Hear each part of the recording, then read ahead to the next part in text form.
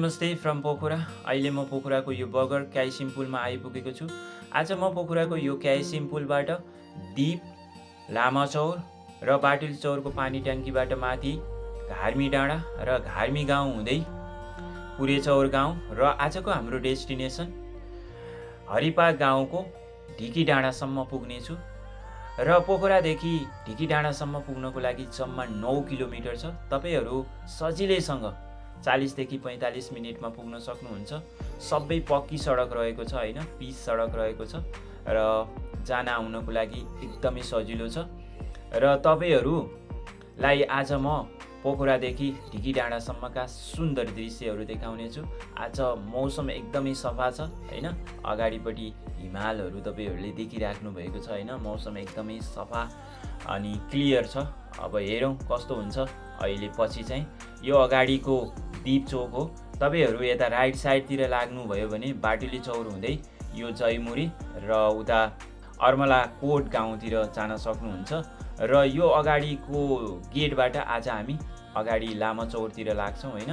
र यो बाटो चाहिँ एकदमै खाल्टाखुल्टी परेको थियो। अहिले चाहिँ तीजको महोत्सव हुन लागेको छ लामाचौरमा, त्यसैले सफा गरिएको रहेछ, अलि सम्मो बनाइएको रहेछ हैन। र आज मैले तपाईहरुलाई विशेष हैन स्पेशली ढिकी डाँडामा रहेको ढिकी डाँडा रिसोर्ट देखाउने छु र सबैजनाले एफोर्ड गर्न सक्ने चिप एन्ड बेस्ट हैन। त्यहाँ चाहिँ सबै कुराहरू छ के, स्विमिङ पुलदेखि लिएर क्याम्प फायर, टेन्ट अनि सबै कुराहरू छ। आज मैले तपाईहरुलाई एकदमै बेस्ट रिसोर्ट देखाउने छु। अहिले पोखरामा फेमस भइरहेको छ, निकै पपुलर छ यो रिसोर्ट।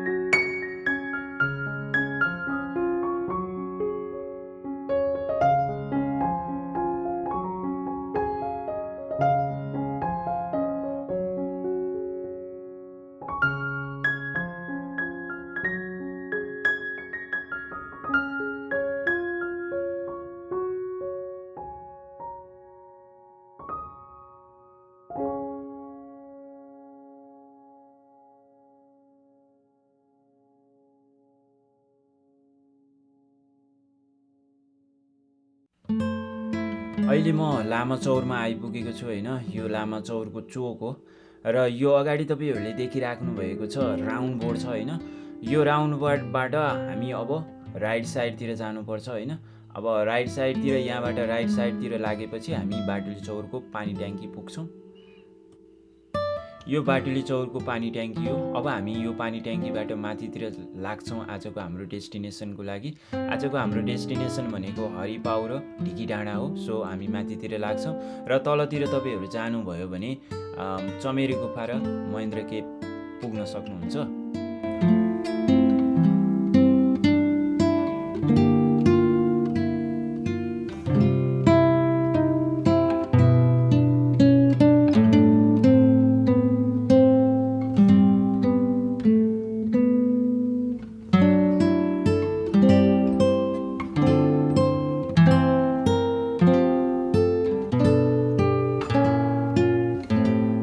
अहिले म घार्मीको यो गाउँमा आइपुगेको छु होइन।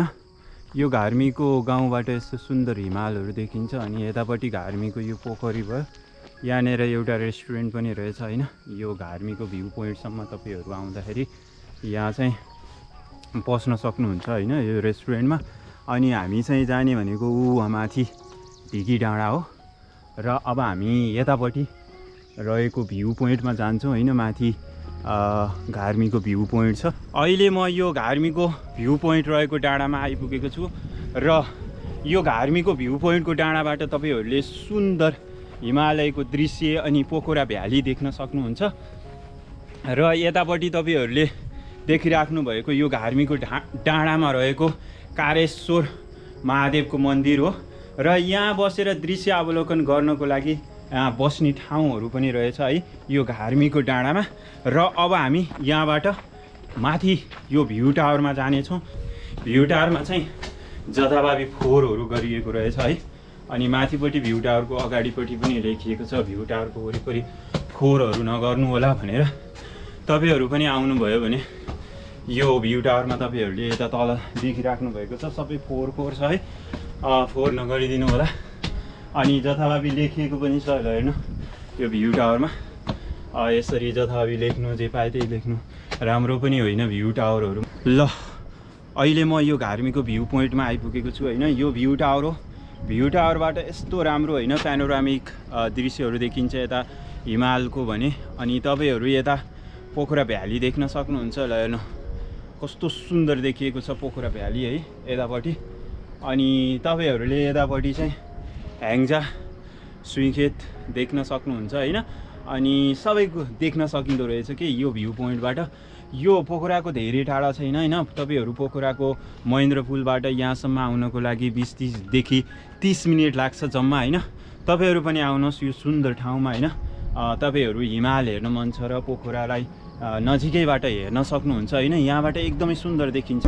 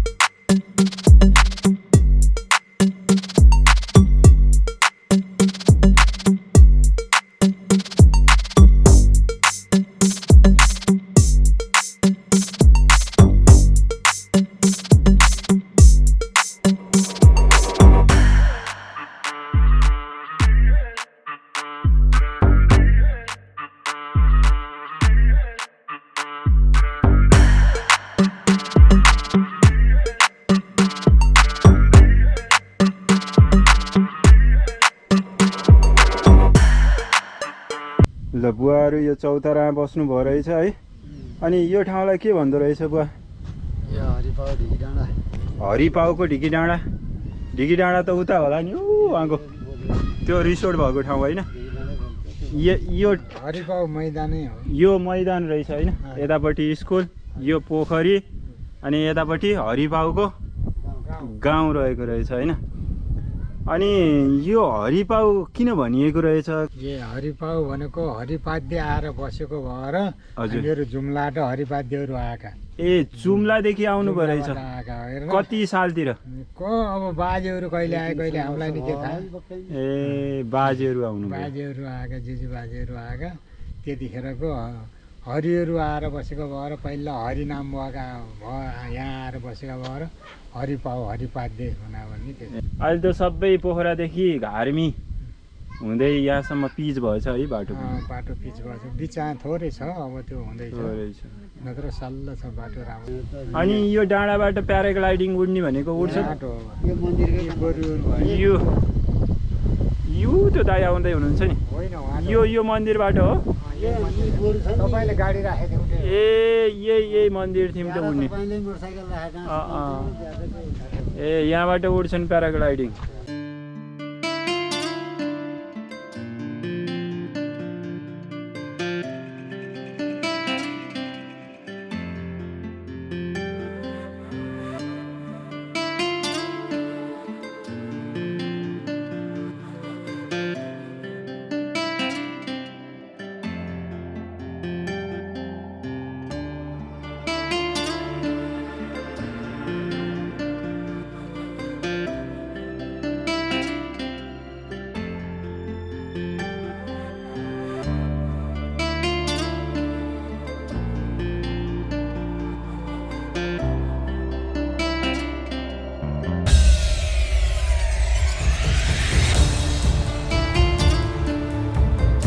फाइनली आजको मेरो डेस्टिनेसन ढिकी डाँडामा म आइपुगेको छु।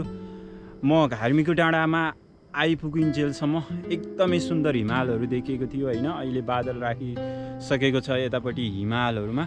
अनि यो ढिकी डाँडा हो होइन? ढिकी डाँडामा यतापट्टि चाहिँ फेन्स लगाइएको रहेछ होइन? यतापट्टि ठाडै भिड भएको हुनाले फेन्स लगाइएको छ। अनि यतापट्टि ढिकी डाँडा रिसोर्ट बनेको रहेछ। अनि ढिकी डाँडाको भाग चाहिँ यसलाई चाहिँ त्यति राम्रो पनि बनाइएको रहेछ है बस्नको लागि पनि। र अब ढिकी डाँडा बाट अब बेलुका होइन साँझको बेला चाहिँ एकदमै सुन्दर दृश्यहरू देख्ने गरिन्छ बिहान र बेलुका चाहिँ। यतापट्टि चाहिँ अहिले ढिकी डाँडालाई बनाउने काम भइराखेको रहेछ यतापट्टि। र ढिकी डाँडाबाट एकदमै सुन्दर दृश्यहरू तपाईँहरूले देख्न सक्नुहुन्छ ढिकी डाँडाको भ्यू पोइन्टबाट। यो सुन्दर ठाउँ ढिकी डाँडा भ्यू पोइन्टमा बनेको ढिकी डाँडा रिसोर्ट हो र यतापट्टि स्विमिङ पुल रहेको छ। यो स्विमिङ पुलमा तपाईँहरू स्विमिङ खेल्दै माउन्टेन भ्यूको मजा लिन सक्नुहुन्छ। यहाँबाट चाहिँ अन्नपूर्ण रेन्जका सबै हिमालहरू तपाईँहरू अवलोकन गर्न सक्नुहुन्छ।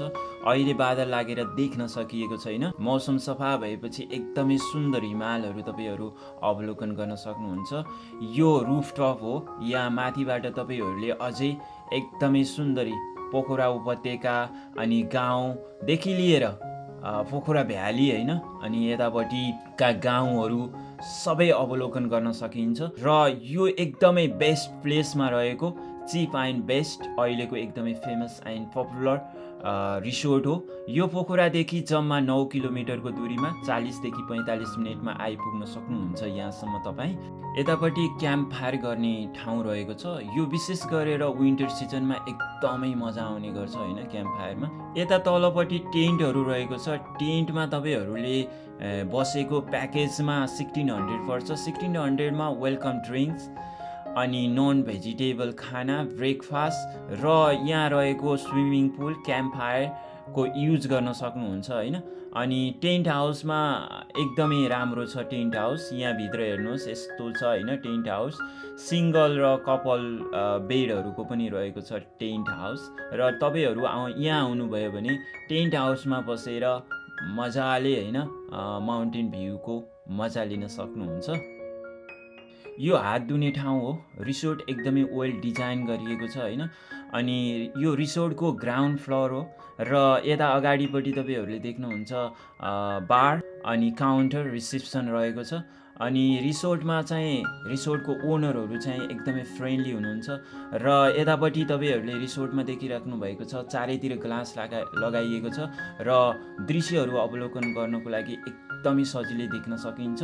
यहाँ माथि 2 टाइपको रुमहरू रहेको छ, 2500 to 3000 को रुमहरू छ। सबै लग्जरी र कपल बेड रहेको छ होइन, मास्टर बेडहरू छ र तपाईँहरू रुमको कोठाबाट बाल्कुनीबाट माउन्टेन भ्यूदेखि लिएर गाउँको दृश्य अवलोकन गर्न सक्नुहुन्छ।